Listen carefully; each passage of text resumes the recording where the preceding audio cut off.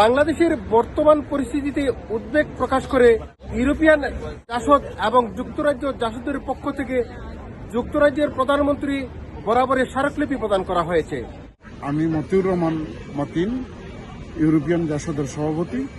আজকে আমরা যুক্তরাজ্য জাসদ এবং ইউরোপিয়ান জাসদের পক্ষ থেকে 10 ডাউনিং স্ট্রিটে প্রধানমন্ত্রী কিয়ার স্টারমার বরাবর একটা স্মারকলিপি হস্তান্তর করেছি।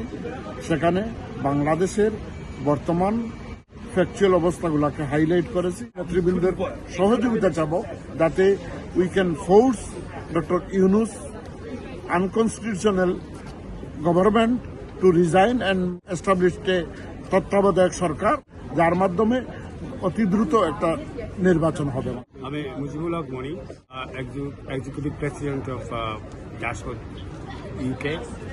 যে উদ্ভূত যে পরিস্থিতি, বিশেষ করে আইন শৃঙ্খলার যে অবনতি বাংলাদেশে, যে একটা অস্থিতিশীল অবস্থার মধ্যে বর্তমান সরকার ছিল বাংলাদেশের, এবং এরা অনভিপ্রেত এবং অবাঞ্ছিত সরকার বলে মনে করি। সেই সরকারের যদি এইভাবে চলে তাহলে আমাদের দেশটা অকার্যকর হয়ে যাবে।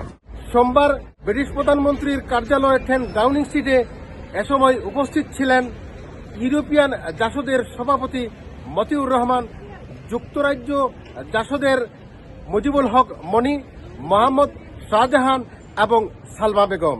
আমি মোহাম্মদ শাহজাহান, যুক্তরাজ্য জাসদের ভারপ্রাপ্ত সাধারণ সম্পাদক।